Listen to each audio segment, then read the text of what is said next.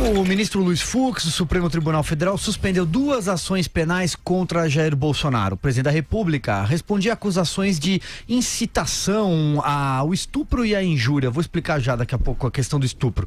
As ações são referentes aos ataques feitos por Bolsonaro à ex-deputada Maria do Rosário, do PT. O deputado, na época o presidente era deputado, disse aquela frase polêmica: você não merecia ser estuprado. Todo mundo conhece esse caso. Com base na Constituição, Fux determinou que o presidente só pode ser processado por supostos crimes praticados no exercício do mandato. Isso é protocolar, aliás. O ministro também suspendeu os prazos de prescrição, ou seja, Bolsonaro poderá eventualmente voltar a responder pelo caso depois de deixar o cargo. Na última semana, outro ministro do Supremo, Ricardo Lewandowski, também suspendeu um processo que o PT movia contra o presidente. Na ocasião, Bolsonaro foi acusado de injúria eleitoral e incitação ao crime. Aquela cena no Acre em que ele pega, salvo engano, é um tripé de uma câmera e fala: vamos fuzilar a petralhada durante a eleição. Começo com você, Vera Magalhães. Pois é, Silvio, protocolar, decisão aí é bastante seguindo, né, o que diz a Constituição a respeito do presidente só poder ser processado por fatos que sejam pertinentes ao mandato e não por fatos anteriores a ele. No caso do Michel Temer, houve uma excepcionalidade, né? Ele ficou respondendo a inquéritos, embora ainda não fosse um processo, mas os inquéritos ficaram correndo, inclusive com diligências, com investigações, com abertura, quebra de sigilo e outras providências que atingiam o presidente no exercício do mandato. Então, agora se volta a um entendimento mais ortodoxo da Constituição nesse aspecto, mas com o Temer vigorou uma excepcionalidade. Tem alguns fatos de judiciário que estão mais ou menos juntos e misturados, que eu acho que merecem que a gente faça uma reflexão conjunta aí. O Dias Toffoli, que teve uma atuação polêmica logo há 2 semanas atrás, quando deu aquela liminar no meio da madrugada, suspendendo a eleição aberta para a presidência do Senado, disse que o tempo do choque, o tempo da crise entre os poderes está terminado, decretou esse final. Ele que já havia decretado o fim do protagonismo do Supremo, algo que ainda não assistimos, decretou também o fim do choque entre poderes. E, por fim, o Senado ontem e hoje arquivou a ideia de fazer uma CPI lava-toga, uma CPI do Judiciário, uma CPI do ativismo judicial. Os ministros do Supremo foram muito atuantes e aí voltaram ao seu velho protagonismo e ao seu ativismo político, portanto, para atuar, para arquivar essa CPI da lava-toga. No mesmo dia, a Receita hoje veio a público dizer que o ministro Gilmar Mendes não é investigado, que não há um procedimento investigatório aberto contra o ministro Gilmar Mendes, que aquilo ele foi incluído no bojo de todos os agentes públicos. Eu publiquei uma nota no BR18 a esse respeito no fim de semana, que tinha alguma movimentação suspeita e que isso não deu ensejo a um procedimento investigatório. Por que eu acho que tudo isso está interligado? Porque eu acho que existe aí uma ação, uma iniciativa que parte do Supremo e se espraia para outros poderes de, sim, fazer uma espécie de uma bandeira branca institucional, tentar zerar esses contenciosos e começar o novo mandato sem que isso esteja pela frente. Isso tem um lado bom, significa que tem um ambiente mais desanuviado para quando inevitavelmente a reforma da Previdência, uma vez aprovada no Congresso, for bater lá nos escaninhos do Supremo. Isso vai acontecer, seja por representação do próprio Ministério Público ou de alguma corporação que se sentir atingida no caso. E aí a gente vai saber se o tempo do choque entre os poderes de fato acabou ou não. Porque os ministros e o judiciário são muito resistentes a qualquer iniciativa que corte os seus próprios privilégios. E aí, nesse caso, o Supremo vai se comportar, conforme disse o Toffoli, que reconhecendo que existe a necessidade de se fazer reformas, ou vai olhar primeiro para os privilégios do judiciário? Quando eu estive em Brasília, eu ouvi de um militar uma cobrança, que é o seguinte: olha, vocês estão muito em cima da nossa situação, mas nem de longe nós somos aqueles mais refratários e os que mais vão impor dificuldades à reforma da Previdência. Vocês deveriam estar cobrando primeiro o Ministério Público e em segundo lugar o Judiciário. Então, essas declarações bonitas de fim aí do choque entre os poderes ainda estão dependendo de comprovação empírica, Silvio Navarro. Carlos Andreas, as suas primeiras considerações, vamos lá. Este é um dos temas mais bárbaros da nossa República.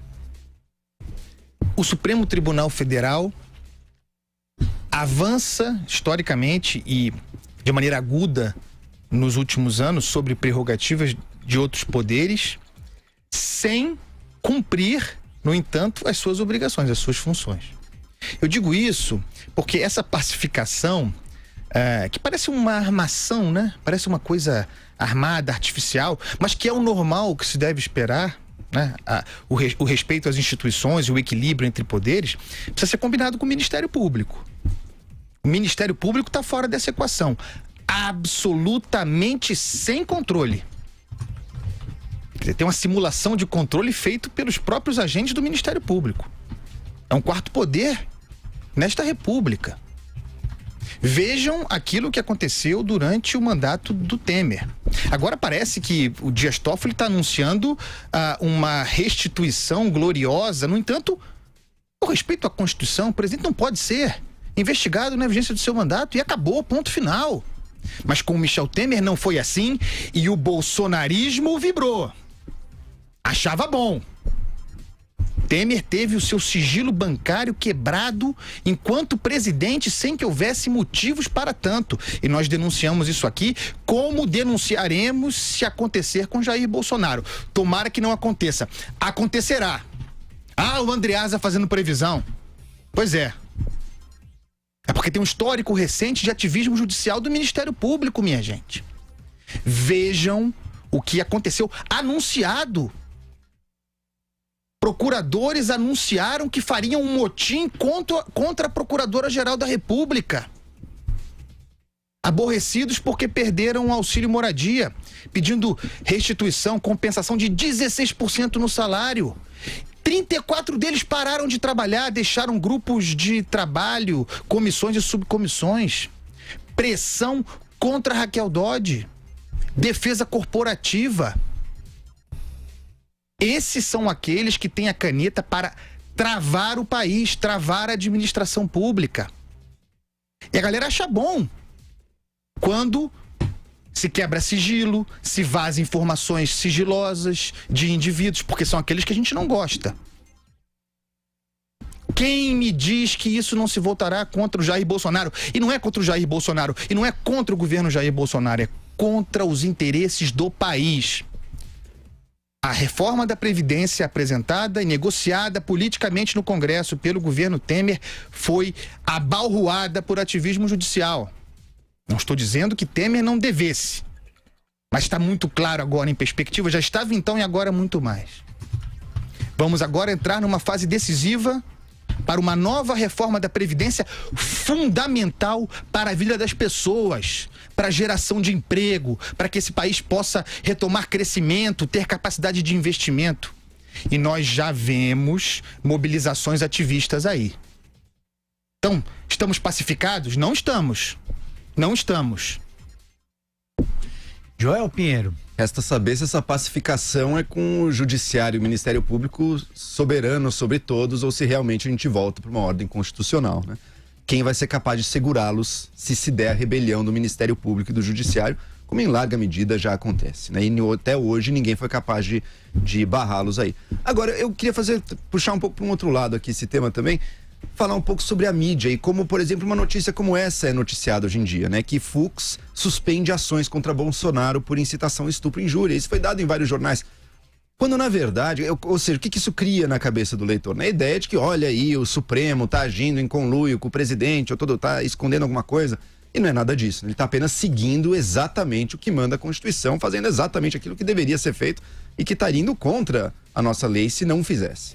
Então não tem nada de especial, não tem nada a se levantar algum tipo de indignação numa notícia dessas, mas a forma como ela é veiculada nos leva um pouco a isso. E isso é um dilema que a gente vive hoje em dia, né? A mídia precisa gerar os cliques, precisa gerar os acessos, mas ao mesmo tempo, às vezes, gera uma indignação que vai impregnando nas pessoas. E já estamos pagando bastante caro o preço dessa indignação que vai sendo gerada por cada notícia que busca inflamar a gente no sentido de que grandes injustiças estão acontecendo a todo momento.